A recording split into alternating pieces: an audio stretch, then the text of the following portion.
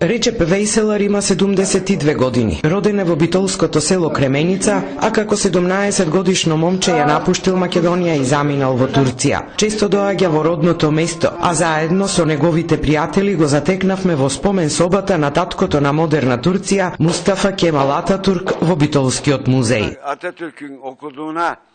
Цела Турција знае дека Ататурк учел тука. Среќни сме и горди што овој голем турски лидер живеел тука и затоа редовно доаѓам во овој музеј. Но малкумина од турските туристи знаат за можеби најголемата љубовна сага на овие простори, за неостварената љубов помеѓу убавата битолчанка Елени Каринте и младиот Мустафа Кемал. Помеѓу експонатите во спомен собата во Битола се наоѓа и писмото за кое се верува дека девојката му го напишала на Ататурк за збогум. Тоа веќе се распространило како легенда, меѓутоа има и некои кои што за прв пат го слушаат и повторно соси.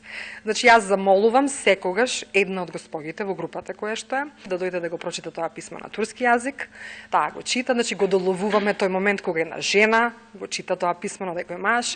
Младиот Мустафа, кој учел во воената гимназија во Битола, додека шетел по широк сокак на балконот од куќата, ја загледувал убавата Елени, инаку ќерка на богат трговец, тој муслиман, таа христијанка. Меѓу нив се родила силна но забранета љубов, која заради општествените и религиските стеги пред време била осудена на пропаст. Родителите на девојката успеале да ги разделат младите. Оваа приказна за балканските Ромео и Јулија предизвикува бурни емоции кај посетителите. Понесени од импресиите, заминуваат на широк сокак, се фотографираат пред куќата на Каринте, која се уште постои во центарот на Битола. Вистина или легенда, оваа приказна може да биде вистинска туристичка атракција за Битола.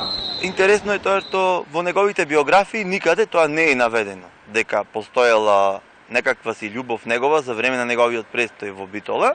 Значи ова е сепак некоја си легенда која што јас мислам дека Битола недоволно ја искористува.